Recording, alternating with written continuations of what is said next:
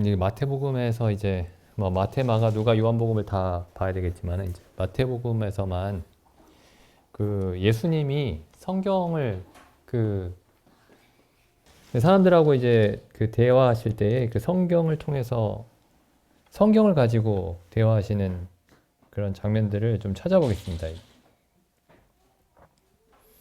그 제일 처음에 어디 있나요? 한번 찾아보시죠.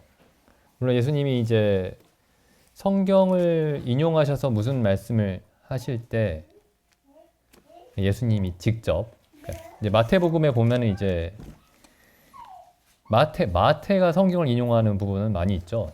마태가 성경을 인용하는 부분은 많이 있는데 이제 그런 거 제외하고 예수님이 직접 그 구약 성경을 인용하는 부분 보시면은 뭐 4장에 보면 이제 예수님이 마귀에게 시험을 받으실 때 인용을 하시죠. 마귀에게 시험을 받으실 때 그 뭐 하나님이 뭐 내가 하나님의 아들이거든 돌을 들어 떡덩이가 되게 하라 하니까 예수님이 4장 4절에 보시면 예수께서 대답하여 가라사대 기록되었을 때 사람이 떡으로만 살 것이 아니요 하나님의 입으로 나오는 모든 말씀으로 살 것이니라. 예수님이 이제 성경을 인용하시면서 성경을 통해서 마귀에게 답을 하시죠. 성경을 통해서 마귀에게 대답을 하십니다. 뭐 7절에서도 보시면 또 기록되었을 때 주 너의 하나님을 시험치 말라 하였느니라. 그리고 10절에도 보시면 기록되었을 때 주 너의 하나님께 경배하고 다만 그를 섬기라 하였느니라. 그래서 예수님이 마귀에게 시험을 받으실 때마다 성경이 없으면은 그러니까 성경을 통해서만 이제 시험을 이겨내시죠. 이게 이제 굉장히 그 중요한 사실입니다. 결국에 성경에 대한 지식이 없으면은 예수님도 한 발자국도 움직이실 수 없었다는 거예요. 예수님도. 근데 이제 신기한 게 요즘에 기독교가 성경 없이 그 신앙생활이 가능한 것처럼 사람들이 생각하고 있습니다. 성경 없이. 물론 성경책은 이렇게 이제 옆구리에 끼고 다니죠. 근데 그리고 물론 앞에서 이제 뭐 목사님이 앞에서 이제 성경 구절 한두 구절 읽고 여러 가지 덕담을 합니다. 덕담. 말 그대로 덕담이죠. 교회 강단에서 나오는 얘기는 덕담이면 안 되고요. 덕담이면 안 되고 성경의 그 교회 강단에서 나오는 이야기는 덕담이 아니고 혹은 용기를 주는 말이 아니고 뭐 위로를 주는 말이 아니고 물론 용기와 위로도 돼야 되겠지만은 그 교회 강단에서 나오는 이야기는 성경 자체를 가르치는 겁니다. 성경 자체를.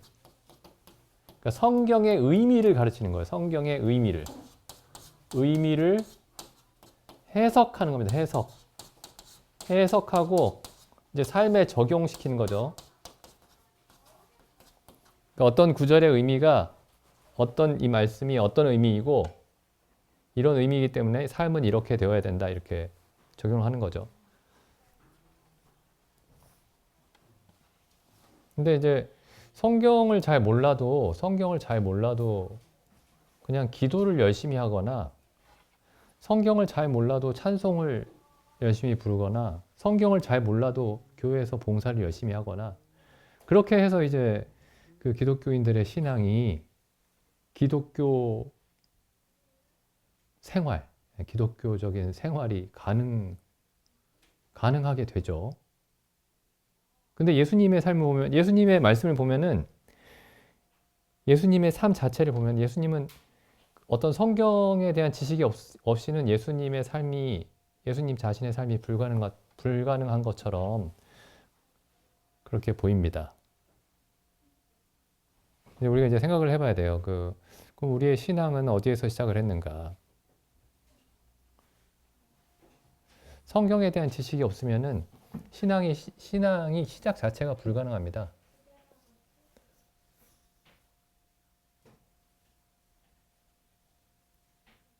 여기 보시죠. 계속. 또 예수님이 이제 여기서는 이제 마귀에게 답을 하실 때 그랬고, 예수님이 사람들에게 그 하나님의 뜻을 전하실 때에도 혹은 사람들을 가르치실 때에도 어떻게 가르치셨느냐? 예수님이 그냥 마음속에 떠오르는 얘기를 가르치셨느냐? 여기 보시면요. 마태복음 5장 17절 보시면 내가 율법이나 선지자나 폐하러 온 줄로 생각지 말라. 폐하러 온 것이 아니요 완전케 하려 함이로라. 진실로 너희에게 이르노니 천지가 없어지기 전에는 율법의 1.1획이라도 반드시 없어지지 아니하고 다 이루리라. 그러면서 21절에 이제 예수님의 가르침이 시작이 되는데 옛사람에게 말한 바 살인치 말라. 누구든지 살인하면 심판을 받게 되리라 하였다는 것을 너희가 들었으나 나는 너희에게 이르노니 형제에게 노하는 자마다 심판을 받게 되고 형제를 대하여 라가라 하는 자는 공회에 잡히게 되고 미련한 놈이라 하는 자는 지옥불에 들어가게 되리라. 여기 보시면은 꼭 그 성경을 인용을 하시죠. 구약 성경을. 뭐라고 말씀하시죠? 21절에 뭐뭐라 하는 것을 너희가 들었거니와, 그죠? 그러면은 이 말씀을 들어보지 않은 사람에게는 이 말씀을 들어보지 않은 사람은 예수님의 그 다음에 이어지는 설명을 이해하기가 쉽지가 않습니다. 그죠? 물론 이제 안 들어봤어도 그런 말이 있나 보다. 이렇게 생각할 수는 있겠지만 예수님이 기본적으로 너희가 이런 말을 들었지 않냐? 너희가 이런 말을 잘 알고 있지 않냐? 하지만 나는 이렇게 말한다 하면서 이 구절에 대한 이 출애굽기 20장 13절 말씀 인용하고 있죠. 출애굽기 20장 13절이랑 신명기 5장 17절, 그러니까 십계명에 있는 말씀이죠. 십계명을 인용하시면서 성경을 인용하시면서 말씀을 하십니다. 성경을 통해서 가르치시는 거예요. 성경을 통해서. 27절도 마찬가지죠. 또 가는치 말라 하였다는 것을 너희가 들었으나, 그죠? 꼭 성경을 통해서 말씀하세요. 예수님은 항상 성경을 통해서 말씀하셨습니다. 지금 우리 가운데 그 교회 시대 가운데 계시는 성령도 꼭 성경을 통해서 말씀하세요. 꼭 성경을 통해서만 말씀하십니다. 예수님은 꼭 기록된 말씀을 통해서만 하나님을 보여주셨고 성령께서도 꼭 기록된 말씀을 통해서만 그리스도를 보여주십니다. 우리에게. 이게 아주 중요한 원리인데 이상하게 그러니까 결국에 성경이 제일 중요한 게 아니고 그 성경이 전부예요. 기록된 말씀이 없이는 하나님과 예수 그리스도와 성령에 대한 경험이 불가능합니다. 기록된 말씀이 없이는. 예수님은 기록된 말씀이 없이는 하나님에 대해서 가르치실 수가 없었고 우리 가운데 계신 성령은 기록된 말씀이 없이는 예수 그리스도에 대해서 결코 가르치실 수가 없습니다. 근데 지금 기독교의 경험이 뭐냐? 많은 기독교인들의 경험이 성경 없이 하나님도 알고 예수님도 알고 찬송 부르면서 하나님 만나고 기도하면서 하나님 만나고 그래요. 기록된 말씀. 이거 엄청 중요합니다. 기록된 말씀. 보시죠. 그 다음도 33절도 또 옛사람에게 말한 바 헛 맹세를 하지 말라 내 맹세한 것을 주께 지키라 하였다는 것을 너희가 들었으나 43절도 보시죠. 또 내 이웃을 사랑하고 내 원수를 미워하라 하였다는 것을 너희가 들었으나 성경을 인용해서 말씀하시죠. 성경을 인용해서.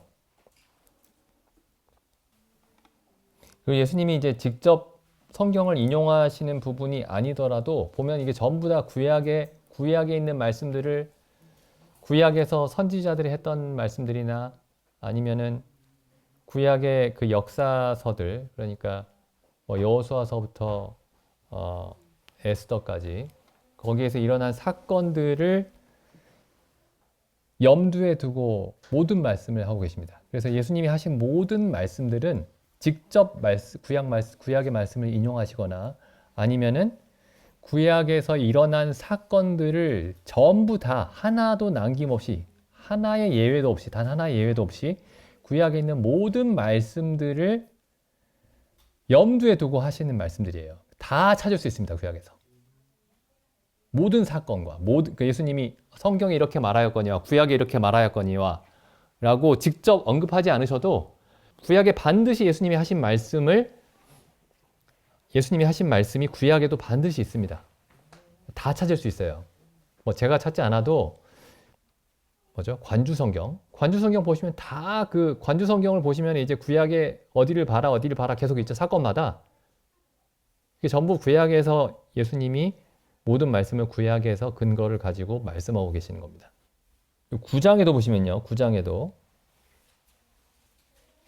이제 예수님이 그 마태가 이제 세리였죠. 예수님 12제자 중에.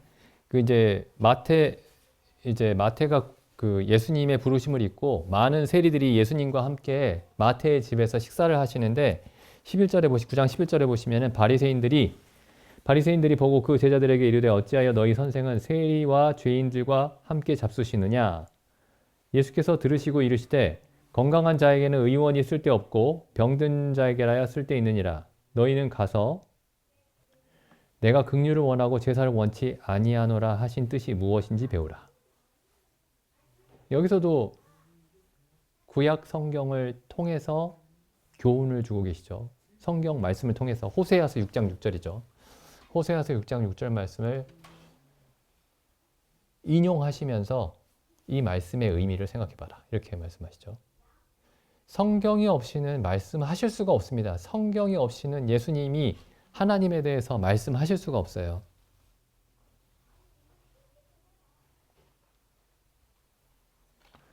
뭐 어느 교회를 가나 하나님의 말씀이 중요합니다라는 말은 하죠. 근데 이게 정말 얼마나 중요한지 실제로 이해하고 있는 그 교회들이 많지가 않습니다. 성경이 가장 중요한 게 아니고, 다시 말씀드리지만 성경이 가장 중요한 게 아니고 성경이 전부입니다. 전부. 이게 종교 개혁자들은 이걸 이해를 하고 있었어요. 분명하게. 그래서 오직 성경이라는 구호를 만들었죠. 오직 성경. 제가 지난번에 말씀드렸죠. 그 5가지 구호. 오직 성경. 5가지 오직. 오직 믿음. 오직 은혜. 그 다음 뭐죠? 오직 그리스도. 오직 하나님의 영광. 이게 왜 이런 구호를 이렇게 구호를 만들어서 정리를 했느냐? 이 이전에 로마 카톨릭이 종교개혁기 이전에 로마 카톨릭이 성경도 오직 성경이 아니에요. 이 사람들 어떻게 했죠? 교회의 전통과 기독교의 교회의 전통도 중요하고 성경도 중요하고 또 뭐도 중요해요? 교황의 말씀. 이게 3가지가 같은 동일한 권위를 가지고 있었죠. 동일한 권위를.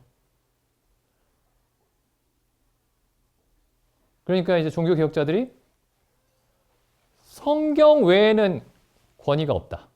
성경만이 유일한 권위이다.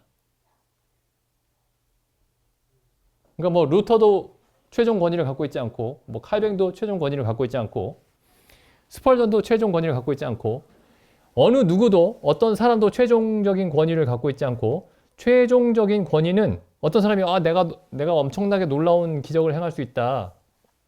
그걸 막 실제로 사람들 눈앞에서 보이는 데서 기적을 행해도 그건 전혀 권위가 되지 않습니다. 유일한 권위는 뭐냐?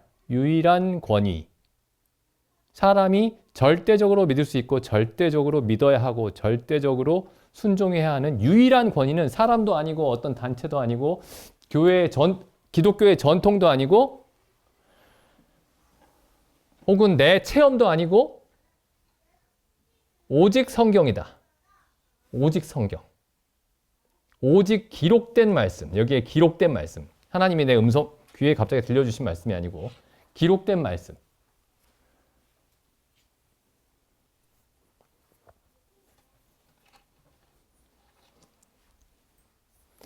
여기 또 계속 한번 보겠습니다.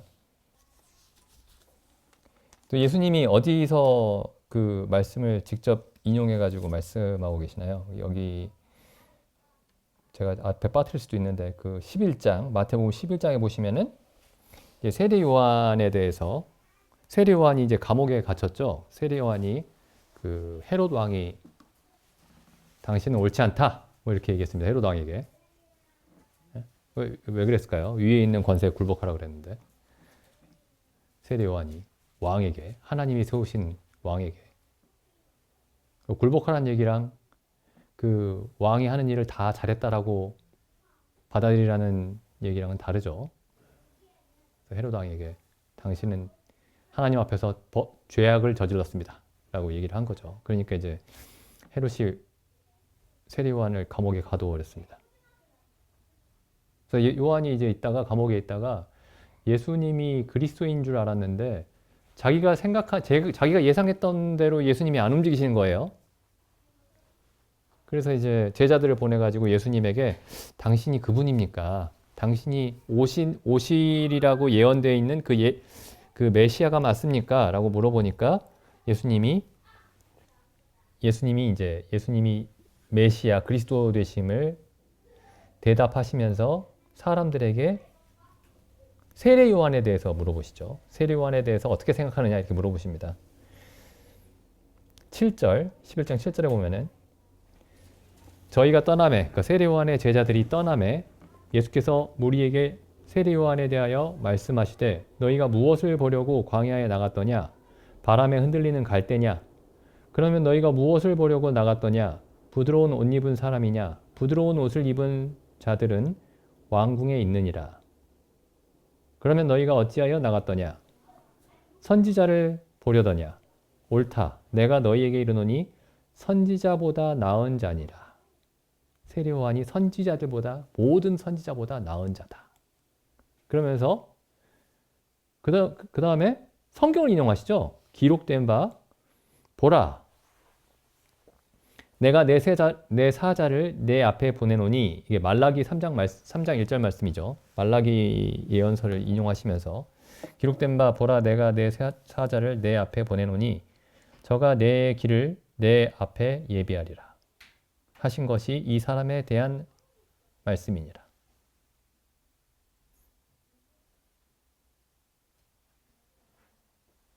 그러니까 어떤 사람을 봤을 때 예수님이 그 사람을 보실 때에도 성경을 통해서 보시죠. 성경을 통해서. 세례 요한은 성경에 예언된 사람이니까 구약에 예언된 사람이니까 세례 요한에 대해서 세례 요한에 대해서 성경을 통해서 볼 수 있겠지만은 그럼 우리가 세상에서 만나는 사람들은 어떨까요? 뭐 우리의 가족들은 어떨까요? 모든 사람을 성경을 통해서 볼 수 있어야 됩니다. 모든 사람을. 모든 사람의 모든 경우가 성경에 다 있습니다. 모든 사람의 모든 경우가.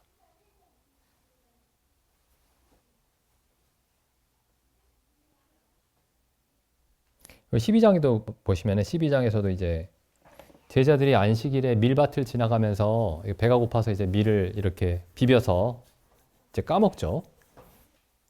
밀 이삭을 잘라 먹었는데 12장 1절에 보면은 바리새인들이 왜 안식일에 일을 하느냐 이게 추수라는 거죠. 밀밭을 지나가면서 이제 배가 고파서 밀 이삭을 잘라 먹었는데 그게 추수와 탈곡이라는 거예요. 추수와 탈곡. 그러니까 안식일에 일을 하면 안 되는데 추수도 하고 탈곡도 했다는 거죠. 그러니까 이제 3절에 예수께서 가라사대 이 이제 바리새인들이랑 어떻게 대화를 하시느냐면은 성경을 통해서 대화하시죠. 예수께서 가라사대 다윗이 자기와 그 함께한 자들이 시장할 때에 한 일을 읽지 못하였느냐. 여기 이제 잘 보시죠. 여기 좀 특별한 표현이 나오는데 이걸 읽지 못했느냐? 이렇게 말씀하시죠. 그럼 예수님이 그 바리새인들을 가르치시기 위해서 바리새인뿐만 아닙니다. 우리도 마찬가지예요. 예수님이 진리를 가르치시기 위해서 우리에게 결국에 사용하시는 그 표현이 뭐냐? 읽지 못하였느냐? 이렇게 물어보시는 거예요. 이걸 읽지 못하였느냐?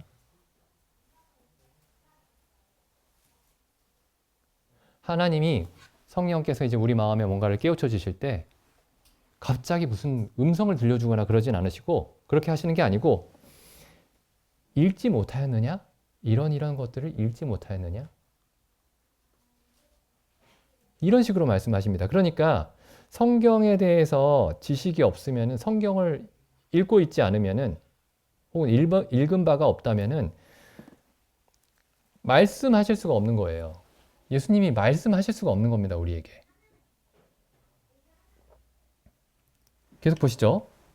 그가 하나님 전에 들어가서 제사장 외에는 자기나 그 함께한 자들이 먹지 못하는 진설병을 먹지 아니하였느냐. 또 안식일에 제사장들이 성전 안에서 안식을 범하여도 죄가 없음을 너희가 율법에서 읽지 못하였느냐.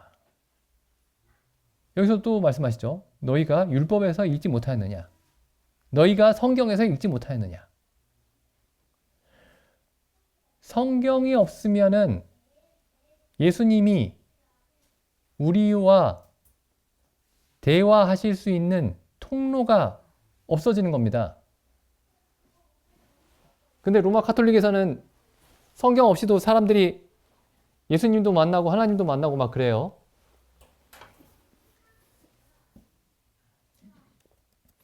(7절도) 보시죠. 나는 자비를 원하고 제사를 원치 아니하노라 라는 말씀의 뜻을 너희가 알았더라면 무죄한 자를 죄인이라고 하지 않았으리라. 계속 성경으로 말씀하시죠. 계속 성경으로 말씀하십니다.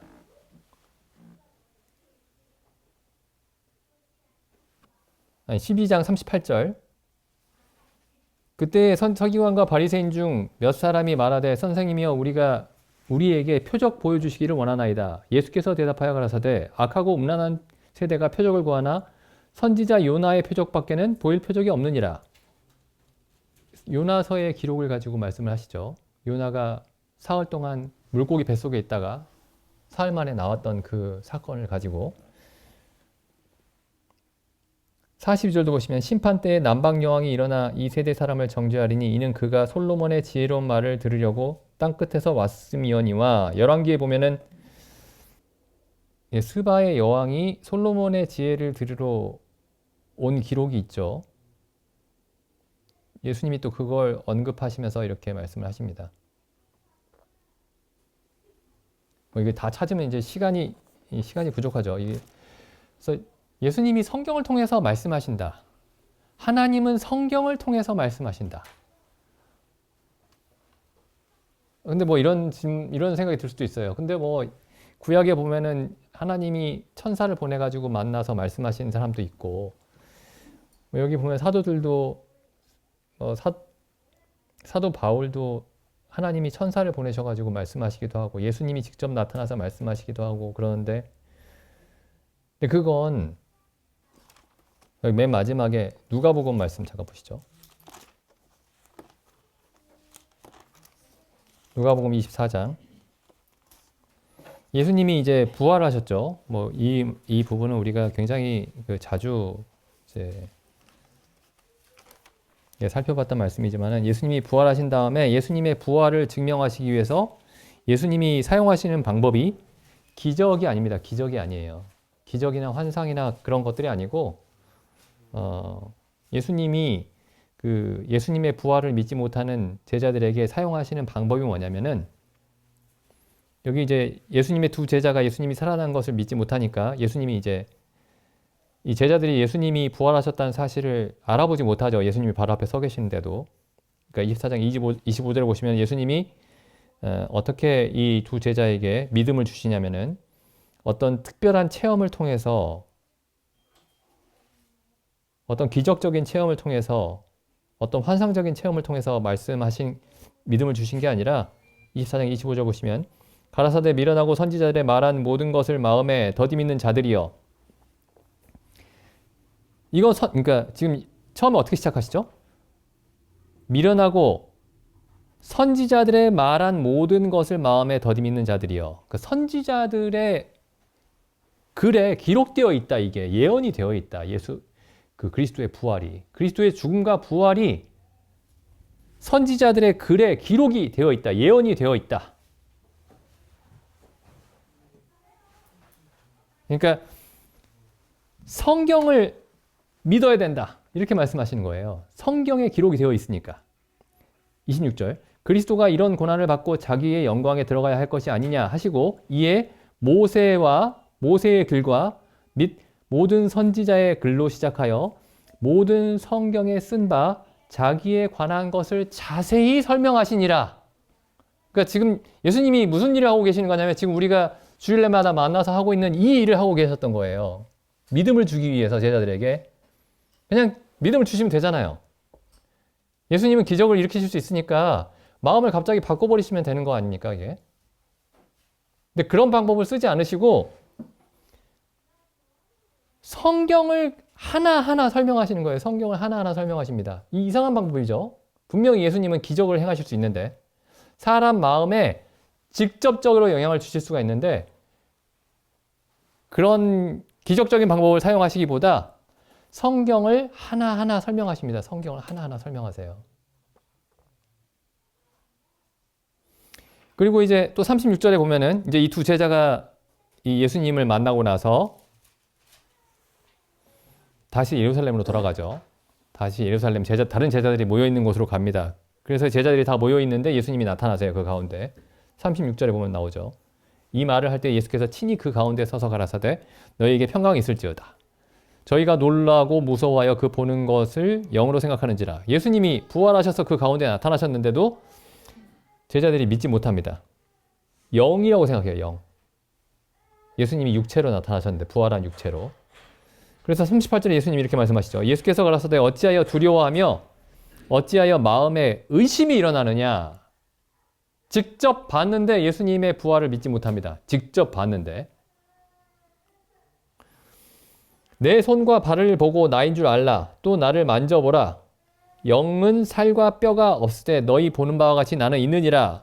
이 말씀을 하시고 손과 볼을 보이시니 그제서야 믿더라. 이렇게 돼야 되잖아요. 근데 보시죠. 41절에 손과 발을 보이시나 저희가 너무 기쁨으로 오히려 믿지 못했다. 그러니까 보는 걸로 생기는 믿음은 성경이 말하는 믿음이 아닙니다. 그럼 어떻게 예수님이 믿음을 주시냐면은 44절에 또 이르시되 내가 너희와 함께 있을 때에 너희에게 말한 바 곧 모세의 율법과 선지자의 글과 시편의 나를 가리켜 기록된 모든 것이 이루어져야 하리라 한 말이 이것이라 하시고 이에 저희 마음을 열어 성경을 깨닫게 하시고.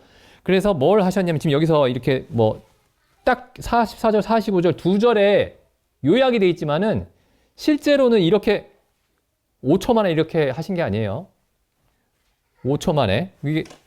이렇게 하신 겁니다. 결국에는 모세의 율법과 선지자의 글과 시편을 자세히 설명하셨던 겁니다. 자세히.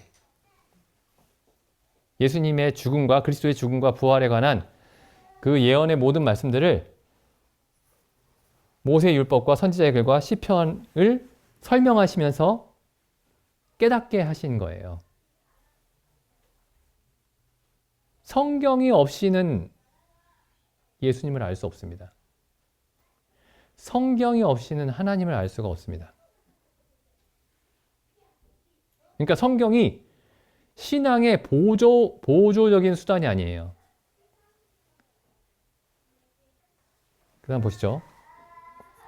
45절 이에 저희 마음을 열어 성경을 깨닫게 하시고 또 이르시되 이같이 그리스도가 고난을 받고 제3일에 죽은 자 가운데서 살아날 것과 또 그의 이름으로 죄사함을 얻게 하는 회개가 예루살렘으로부터 시작하여 모든 족속에게 전파될 것이 기록되었으니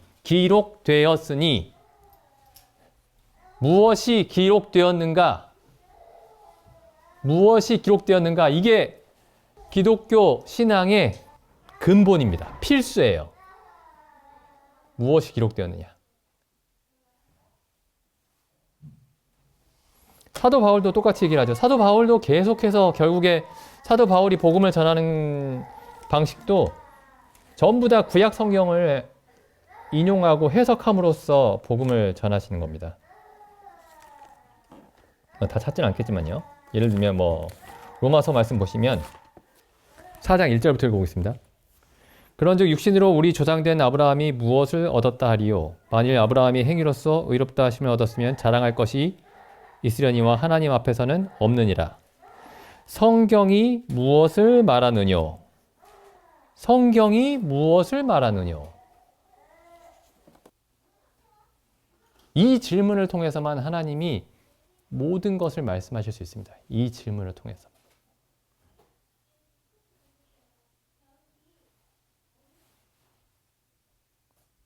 성경이 없이는 하나님이 말씀하실 수가 없어요. 로마서를 쭉 보시면 제가 지금 성경이 무엇을 말하느냐라는 이 아주 특징적인 표현을 하나 이렇게 언급을 했지만은 로마서를 쭉 읽어보시면 이게 전부 다 성경이 무엇을 말하느냐를 사도 바울이 계속 얘기하고 있는 겁니다. 성경이 무엇을 말하느냐? 성경이 무엇을 말하느냐? 성경이 무엇을 말하느냐?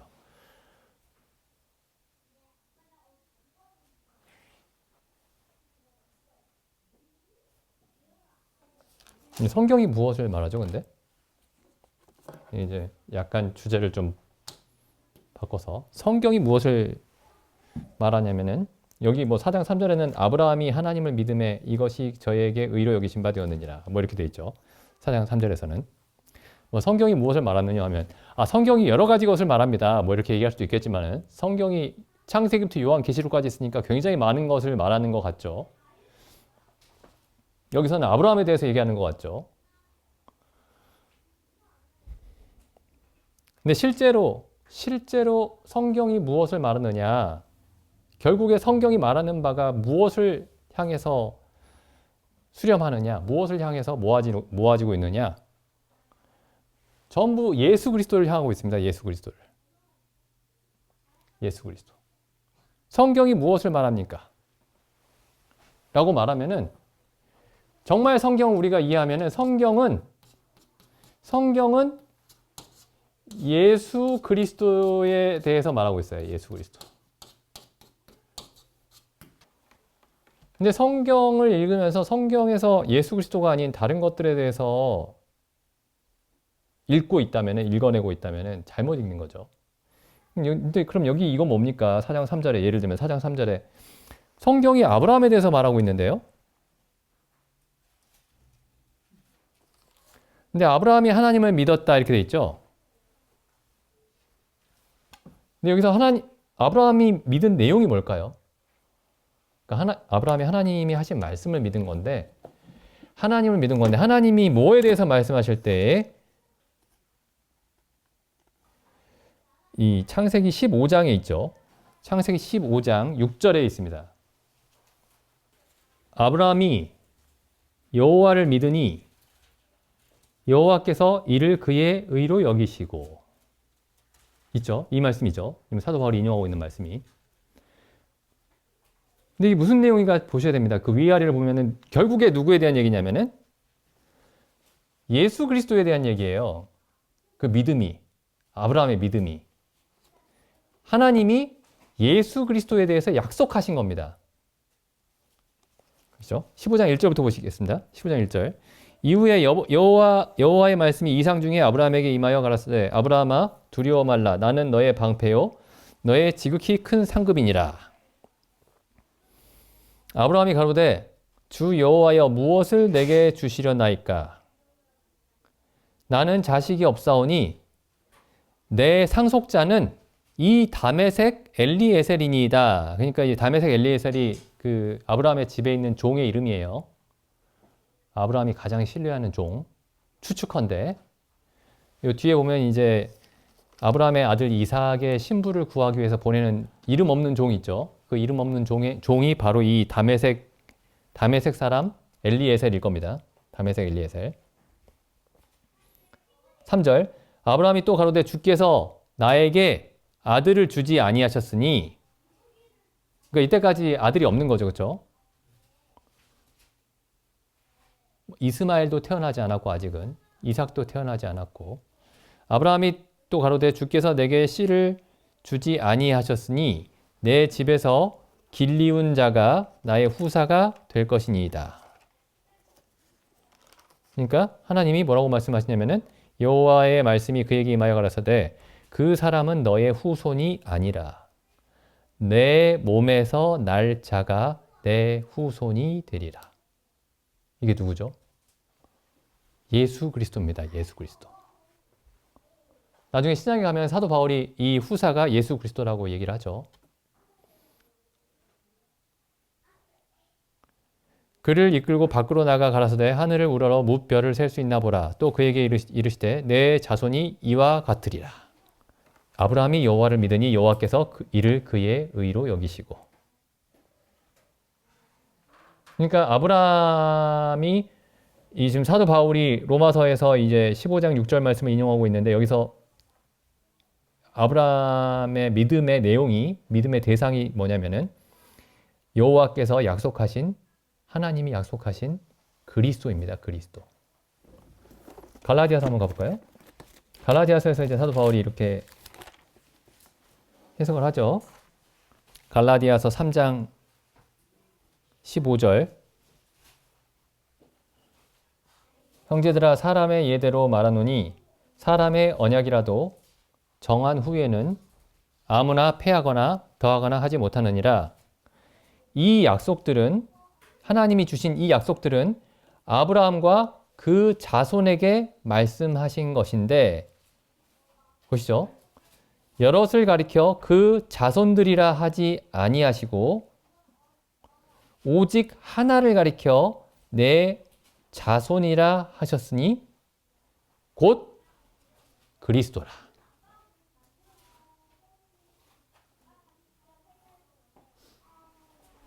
그러니까 하나님이 아브라함에게 그리스도를 주시겠다고 약속하신 겁니다. 그리고 그 그리스도를 통해서 가나안 땅을 주시겠다고 말씀하신 거죠. 그러니까 아브라함이 하나님을 믿음에 하나님이 이를 그의 의로 여기셨다. 근데 그 15장 다시 창세기 15장 가보시면은 하나님이 약속하신 것이 이제 예수 그리스도다 라는 거를 알면 이제 15장 1절 말씀이 더 잘 이해가 됩니다. 15장 1절 말씀의 의미가 좀 새롭게 다가오죠. 이후에 여호와의 말씀이 이상 중에 아브라함에게 임하여 가라사대 아브라함아 두려워 말라. 나는 너의 방패요 너의 지극히 큰 상급이니라. 그러니까 하나님이 이렇게 말씀하셨어요. 내가 곧 너의 방패고 내가 곧 너의 상이다. 근데 아브라함이 이 말씀을 잘 이해를 못했는지 저한테 도대체 뭘 주시겠습니까? 저는 상속자도 없는데요. 이렇게 얘기를 한 거예요. 그러니까 하나님이 내가 너의 방패가 되고 너의 지극히 큰 상급이 되겠다라는 이 말에 만족을 못하는구나. 그러면 내가 너한테 그 아들도 줄게. 그러니까 하나님이 저의 방패가 되시고 저의 큰 상급이 되시는 건 좋은데 저한테는 상속자가 없습니다. 그러니까 하나님이 그래? 근데 사실은 내가 너한테 후사를 줄게. 내 몸에서 나오는 후사를. 그렇게 말씀하신 걸까요, 이게? 아니면 이 후사에 대한 말씀이 이 15장 1절 말씀을 설명해 주고 계신 걸까요?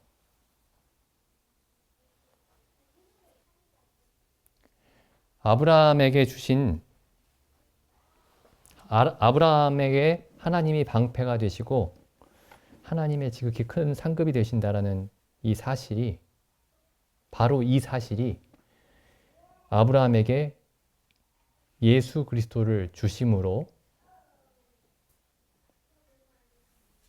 설명이 되는 거죠. 그러니까 예수 그리스도가 사실은 아브라함의 방패이시고 아브라함의 상급이 되신 겁니다. 예수 그리스도가. 그래서 성경이 무엇을 말하느냐 라고 하면 성경은 모두 예수 그리스도에 대해서 말하고 있습니다. 예수 그리스도가 우리의 방패가 되시고 우리의 지극히 큰 상급이 되시는다는 사실에 대해서 성경이 말하고 있습니다. 여기 누가복음 마지막에 보시면은 누가복음 24장 45절 이에 저희 마음을 열어 성경을 깨닫게 하시고 또 이르시되 이같이 그리스도가 고난을 받고, 그러니까 성경 전체의 내용을 요약을 하고 계신 거예요. 또한 또 이르시되 이같이 그리스도가 고난을 받고 제3일에 죽은 자 가운데 살아날 것과 또 그의 이름으로 죄 사함을 얻게 하는 회개가 예루살렘으로부터 시작하여 모든 족속에게 전파될 것이 기록되었으니, 성경은 그리스도에 대해서 기록하고 있는 겁니다. 성경은. 요한복음 보시면 요한복음 5장 39절 너희가 성경에서 영생을 얻는 줄 생각하고 성경을 상고하거니와 이 성경이 곧 나에 대해서 증거하는 것이라. 성경은 전부 나에 대한 얘기다. 성경은 전부 나 예수 그리스도에 대한 얘기다. 그 교회 가면 사람들이 하는 말이 많이 있죠. 그 하나님이 우리에게 은혜를 많이 베풀어 주셨대요. 은혜. 이런 은혜도 있고 저런 은혜를 굉장히 여러 가지 은혜를 막 나 하나님께 이런 은혜도 받고 이런 은혜도 받고 이런 은혜도 받고 은혜를 많이 받았대요. 이런 은혜를 계속 받았는데 잘 들어보면요. 예수 그리스도가 내게 은혜였습니다. 라고 얘기하는 사람이 없어요.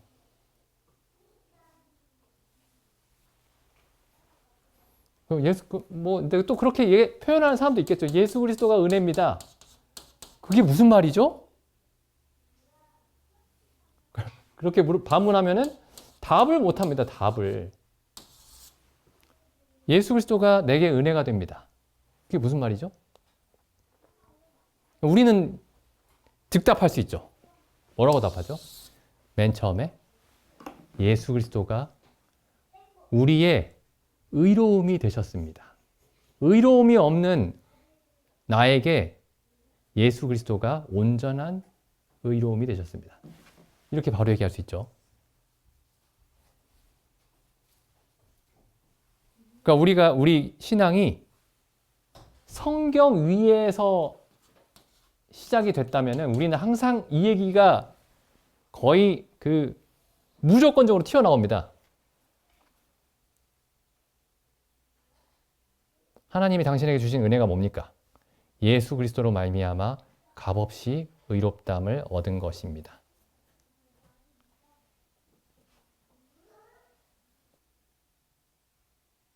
성경은 예수 그리스도에 대해서 얘기하는 책입니다. 예수 그리스도. 그 복음의 시작도 예수 그리스도로부터 시작을 해야 되죠. 로마서 1장 보시면요. 1장 1절 이렇게 시작하죠. 예수 그리스도의 종 바울은. 그럼 바울이 지금 우리에게 복음을 설명하는 거잖아요. 복음을 전하는 거죠. 근데 바울이 자기를 어떻게 소개하냐면은 예수 그리스도의 종. 예를 들어서 미국 대통령이 있어요. 미국 대통령이 있는데 우리나라에 주한 미 대사가 있습니다. 그럼 이 사람이 뭔가를 얘기해요. 우리나라에 뭔가를 얘기를 합니다. 그럼 우리가 이 사람한테 주목하나요? 아니면은 여기 지금 이 미국 대통령의 이야기구나 이렇게 생각하나요? 대통령 얘기라고 생각하죠? 바울이 하나님의 종 바울 이렇게 소개해도 됐는데 이렇게 소개합니다. 예수 그리스도의 종 바울. 복음은 예수 그리스도에 관한 말씀입니다. 예수 그리스도. 그리고 보시죠. 계속 읽어보겠습니다. 예수 그리스도의 종 바울은 사도로 부르심을 받아 하나님의 복음을 위하여 택정함을 입었으니 이 복음은 하나님이 선지자들로 말미암아 그의 아들에 관하여 성경에 미리 약속하신 것이라. 복음은 그의 아들, 하나님의 아들에 관한 것입니다. 그럼 내가 복음을 믿고 복음의 은혜를 받았다라고 얘기하려면은 예수 그리스도만 생각이 나야 되는 거예요. 예수 그리스도만. 그러니까 내게 일어난 좋은 일들이 생각나는 게 아니고 예수 그리스도라는 이 분에 대해서 생각이 나야 되는 겁니다. 근데 이 지금 기독교가 예수 그리스도에 대해서 관심이 없어요. 기도할 때는 예수님 이름으로 기도합니다를 꼭꼭 붙이는데 밑에다가 그거 말고는 예수님에 대한 얘기가 실제적으로 없습니다.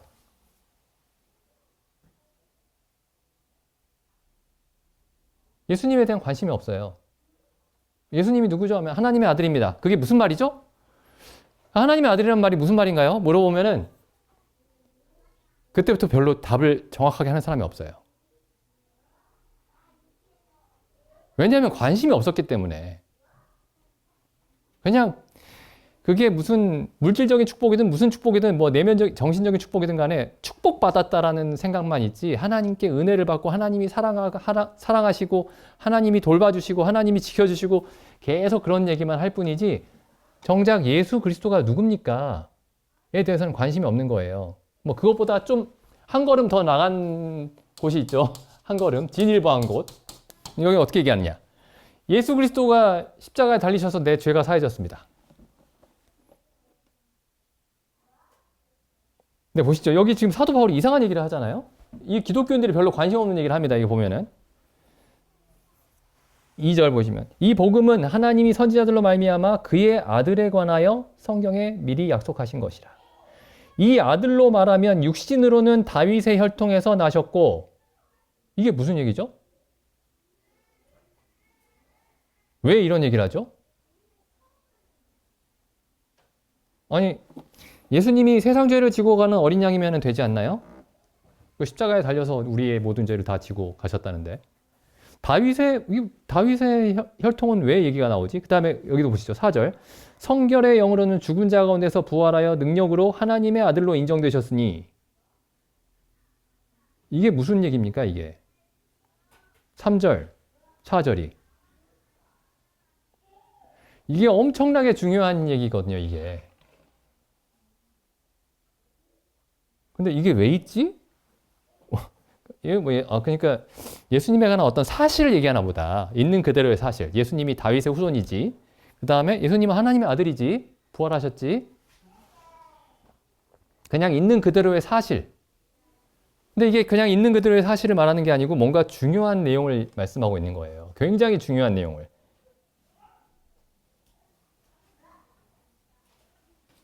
다윗의 혈통에서 나셨다라는 말은 이제 뭐 여러 가지 의미가 있겠지만 하나가 뭐예요?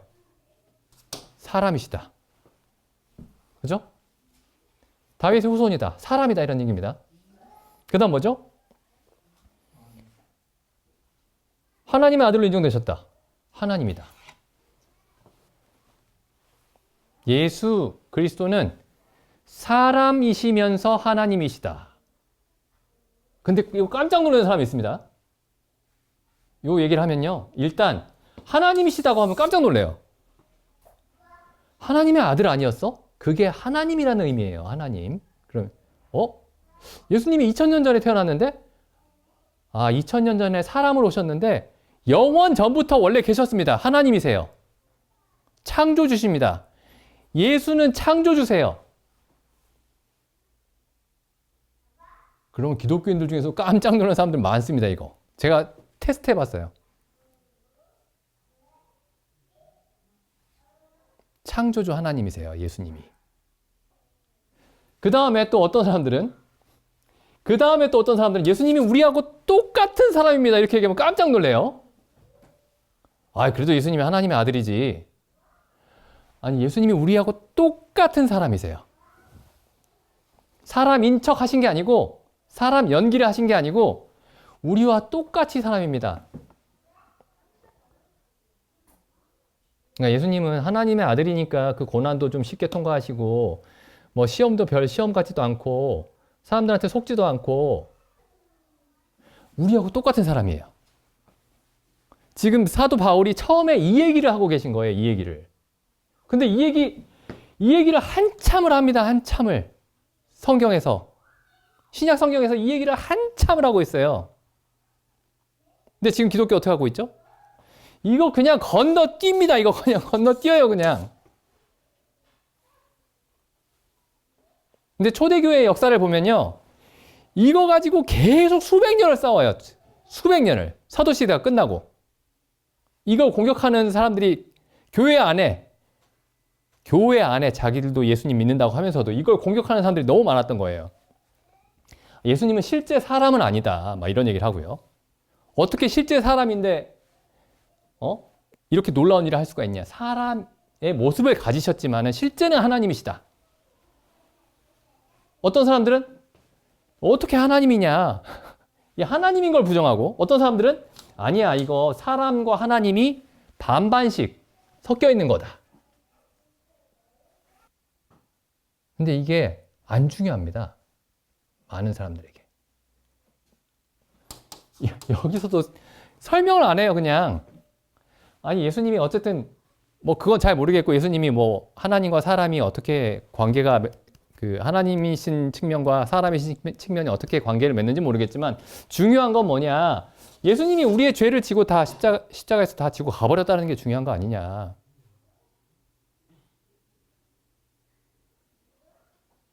그래서 되게 이상한 기독교가 된 거예요. 지금 우리가 지금 살고 있는 시대의 이 기독교는 굉장히 이상한 기독교 시대에 살고 있는 겁니다. 여기 히브리서도 잠깐 보시면요. 히브리서 1장에 보시면 복음을 설명하는데 이 히브리서 보시면 이제 어떤 교회들에서는 이렇게 얘기했죠. 히브리서 10장만 가지고 얘기합니다. 저가 한 제물로 단번에 영원한 제사를 드려서 우리가 더 이상 죄를 위해서 제사 드릴 필요가 없다. 히브리서 10장만 계속 얘기를 하죠. 앞부분은 쳐다보지도 않습니다, 이거. 근데 이 히브리서 1장 보면 이렇게 돼 있어요. 1장 1절. 옛적의 선지자들로 여러 부분과 여러 모양으로 우리 조상들에게 말씀하신 하나님이 이 모든 날 마지막에 아들로 우리에게 말씀하셨으니 이 아들을 만유의 후사로 세우시고 또 저로 말미암아 모든 세계를 지으셨느니라. 여기 아들이 누구냐면 예수죠. 예수님. 그러니까 우리는 예수님 이게 익숙한데 그러니까 어떤 유대 땅에 태어난 어떤 사람인 거예요. 33살에 죽었습니다. 33살에. 처형을 당했어요. 근데 예수님의 부활을 본 사람이 몇 명이죠? 500명이 봤습니다. 예수님의 부활을 이스라엘 온 동네 사람들이 다 본 게 아니고 500명이 봤어요. 500명도 엄청나죠. 고린도전서 15장 6절에 있죠. 500여 명의 형제가 동시에 봤습니다. 예수님이 부활하신 것을. 부활하는 장면을 본 게 아니고 부활하신 그 모습을 500여 명이 봤어요. 그 사도 바울이 고린도전서를 쓸 때 당시만 해도 대부분이 살아있었습니다. 몇 명이 죽고 대부분은 살아있었어요. 근데 어쨌든 이 500여 명을 통해서 이 예수님이 부활하셨다라는 걸 알게 됐지만은 어쨌든 이제 이 예수님이 33살에 로마의 법정에서 그 사형 선고를 받고 사형을 당하신 거죠. 십자가 처형을. 근데 지금 히브리서에서 뭐라고 얘기하고 있냐면은 근데 구약에서는 이 유대인들은 예수님을 어떻게 생각했어요? 그러니까 십자가에 달려 죽었으니까, 나무에 달려 죽었으니까 구약의 율법에서 나무에 달린 자마다 하나님께 저주를 받은 자라고 알고 있죠. 저주. 하나님께 저주를 받은 자예요. 하나님께 저주를 받은 자인데 지금 히브리서가 유대인들에게 쓴 서신이죠. 이 사도 바울이 아니라는 사람도 있지만 어쨌든 이 사도 바울이 그 나무에 달려 죽은 그 예수가 누구냐? 하나님의 아들이면서 동시에 뭐라고 얘기하고 있냐면은 이 모든 날 마지막에 아들로 우리에게 말씀하셨으니 이 아들을 만유의 후사로 세우시고 그 다음 뭐라고 말씀하고 있죠? 저로 말미암아 모든 세계를 지으셨느니라.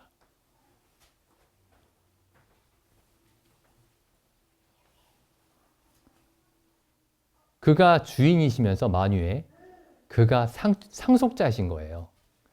예수 그리스도가 주인이시면서 상속자이신 겁니다. 묘하죠?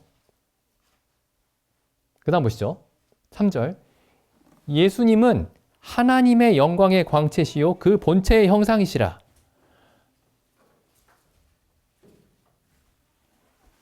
그의 능력의 말씀으로 만물을 붙들고 계시고 모든 만물을 이 세상의 그 어떤 작은 것 하나도 예수님이 말씀으로 붙들고 계시지 않은 것이 없다. 죄를 정결케 하는 일을 하시고 높은 곳에 계신 하나님의 우편에 앉으셨느니라. 근데 이게 성경을 잘 모르면은 이게 왜 이런 말씀을 히브리서 1장에서 하고 계시는지. 그러니까 예수님이 지금, 그러니까 아까도 말씀드렸죠. 예수님이 사람이 남자예요. 30대 중반에. 30대 중반의 남자입니다. 근데 지금 사도 바울이 예수님이 어떤 분이라고 증명을 하고 있냐면은 이분은 하나님이시다. 나무에 달려 죽으셨지만 하나님이시다. 그 다음에 4절에도 보면은 저가 천사보다 얼만큼 뛰어남은 천사들과도 비교할 수가 없다. 그 얘기를 하고 계신 거예요. 천사들과도 비교할 수 없는 분이다. 6절 보시죠. 또 마다들을 이끌어 세상에 다시 들어오게 하실 때에, 그러니까 예수 그리스도가 재림하실 때에 하나님의 모든 천사가 예수에게 경배할 것이다. 하나님의 모든 천사는 누구에게만 경배해야 되죠? 하나님에게만. 근데 하나님의 모든 천사가 예수 그리스도에게 경배할 것이다. 그 다음 보시죠. 7절.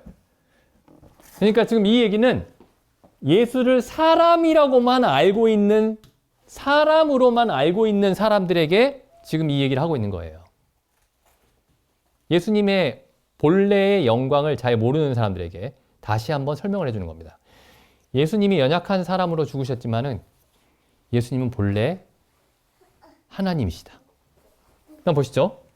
7절. 또 천사들에 관하여는 그는 그의 천사들을 바람으로 그의 사역자들을 불꽃으로 삼으시느니라. 천사는 예수 그리스도의 사역자들이에요. 근데 8절 보시죠. 그런데 아들에 관하여는 뭐라고 얘기하죠? 아들에 관하여는 하나님이여. 예수 그리스도에게 뭐라고 부르고 있어요? 시편 기자가 하나님이여.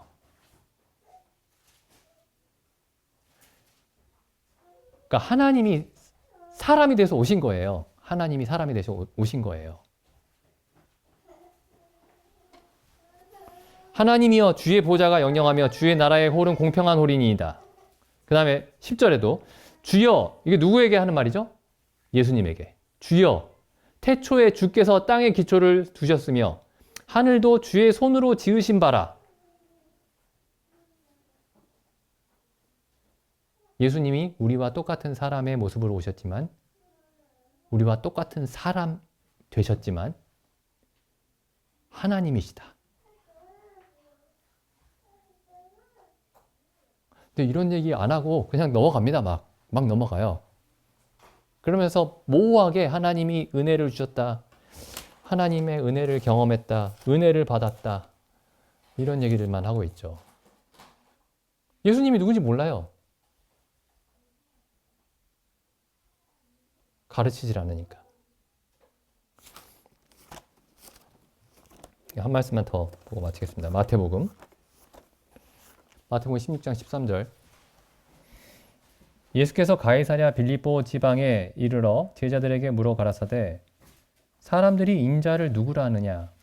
가로되 더러는 세례 요한, 더러는 엘리야, 어떤 이는 예레미야나 선지자 중에 하나라 하나이다.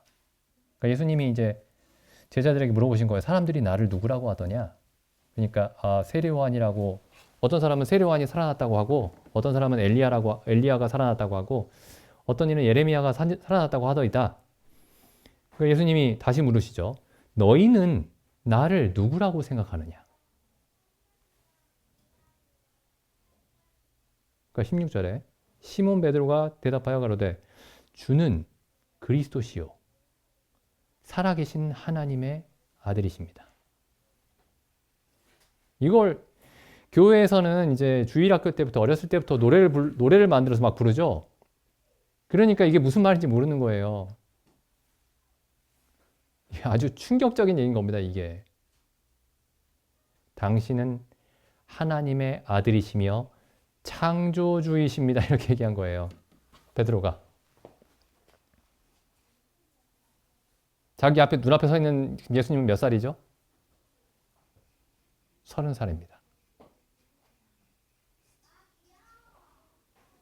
예수님이 잠자는 모습도 봤고 배고파 하시는 모습도 봤고 지치신 모습도 봤고 우시는 모습도 봤고 근데 베드로가 예수님을 보고 주는 당신은 주님이십니다. 살아계신 하나님의 아들이십니다. 그래 예수님 뭐라고 말씀하시죠? 예수께서 대답하여 가라사대 바요나 시몬아 내가 복이 있도다. 이를 내게 알게 한 이는 혈육이 아니요 하늘에 계신 내 아버지시니라. 근데 지금은 어떻게 알죠? 예수님이 그리스도시고 살아계신 하나님의 아들이신 것을? 교회 어렸을 때부터 다니면 알죠? 그렇게 아는 건 아는 게 아닙니다, 이게. 알 수가 없어요, 이 시대에 이 시대에 살고 있다고 생각해 보십시오. 알 수가 없습니다. 예수님이 아무리 기적을 행하셔도 하나님이 보내신 큰 선지자인가 보다. 이렇게 생각하지 당신은 하나님의 아들이십니다. 이렇게 얘기할 수가 없는 겁니다. 그래서 예수님이 이렇게 말씀하시는 거예요. 이를 내게 알게 한 이는 사람이 아니요. 이건 사람이 가르쳐서 알 수 있는 것이 아니다. 하늘에 계신 내 아버지께서 친히 가르쳐 주신 것이다. 그 다음에 또 내가 너에게 이르노니 너는 베드로라. 내가 이 반석 위에 내 교회를 세우리니 음부의 권세가 이기지 못하리라. 잘 보시죠. 교회가 어디 위에 세워지냐면은 죄사함의 교리 위에 세워지는 게 아닙니다. 죄사함이 중요하지만 이신칭의의 교리, 행함이 아니라 오직 믿음으로 이뤘다면 얻는다라는 교리 위에 세워지는 게 아닙니다. 아주 중요한 교리지만 교회는 어디 위에 세워지죠? 예수님이 하나님이시라는 진리 위에 세워집니다.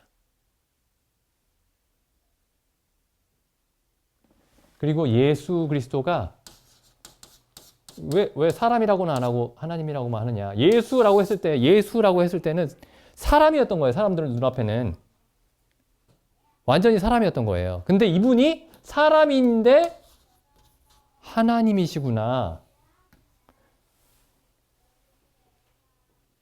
예수 그리스도가 참 하나님이시요, 참 사람이시요, 참 하나님이시다라는 이 진리 위에 교회가 섭니다. 그리고 이 진리 위에 죄사함의 교리도 서는 거고요. 제가 나중에 더 시간이 나면 더 설명을 드리겠지만 왜 예수님이 참 사람이시면서 참 하나님이시라는 그 진리가 없이 죄사함의 교리가 성립할 수 없는지 제가 나중에 설명을 더 드릴게요. 다음에 죄사함의 교리도 이 위에 서고 같은 말이지만 이신칭의의 교리도 이 위에 섭니다. 그러니까 예수가 누구냐라는 이 교리 위에 서는 거예요. 모든 신앙이. 근데 이거 건너뛰고 그냥 여기를 바로 들어가는 거예요, 사람들이. 아니면 이것도 없이 그냥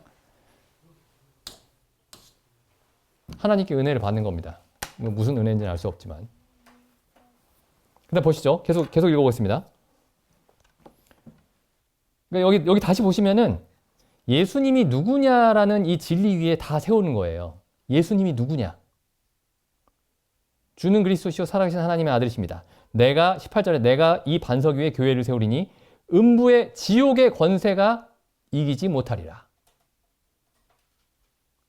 예수 그리스도가 온전히 사람이시고 온전히 하나님이시다라는 교리 위에 지옥의 권세가 이기지 못하는 교회가 서는 겁니다. 19절도 그 다음에 21절 보시죠.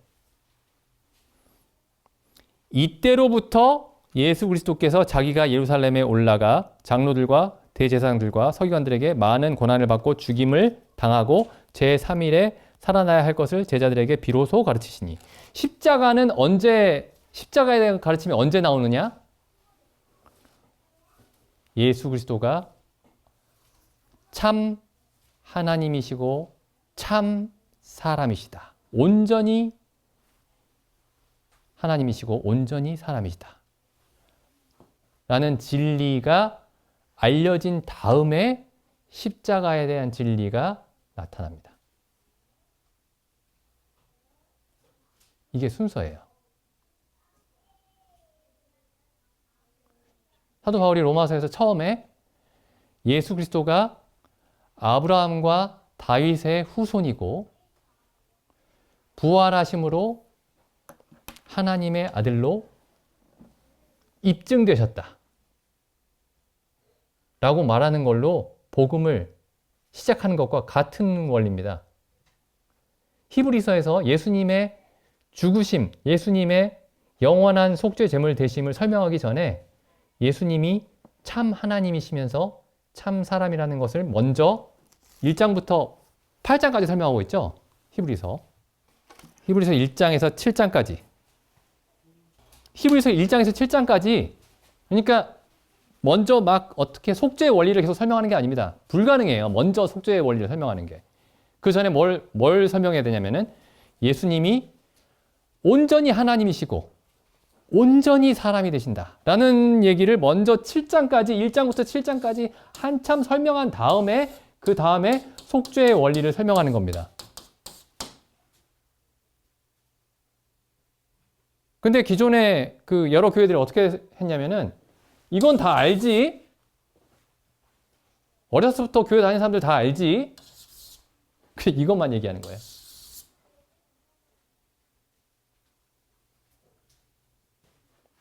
그래서 어떻게 되죠? 이것만 알면 어떻게 되죠? 아, 나 죄 용서 받아가지고 지옥 안 가네? 그 다음 어떻게 되죠? 원하는 대로 삽니다. 물론 교회 열심히 다니는 사람도 있어요. 교회 열심히 다니는데 교회 열심히 다니면서 원하는 대로 삽니다. 근데 이 앞에 있는 걸 알면 어떻게 되죠? 이 앞에 있는 내용을 알고 예수 그리스도가 영원하신 하나님이시고 만왕의 왕이시고 만주의 주이시고 만유의 주인 되시고 이 사실을 알고 나서 이 속죄의 이야기를 안다면 어떻게 되죠? 속죄를 받은 다음에 당신은 모든 것의 주인이시고 나의 주인이십니다. 이렇게 되겠죠.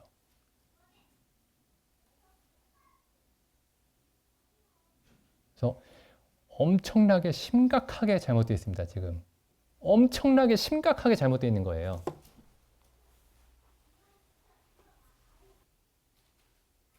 그래서 처음에 베드로가 주는 그리스도시요 살아계신 하나님의 아들이십니다.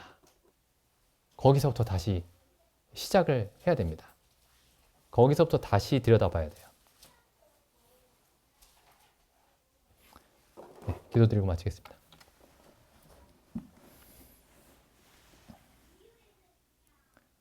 하나님 아버지,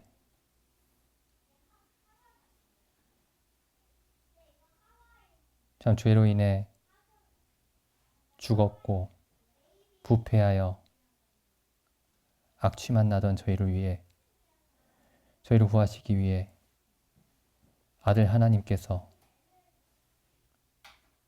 저희와 동일한 사람이 되어 세상에 오셨다는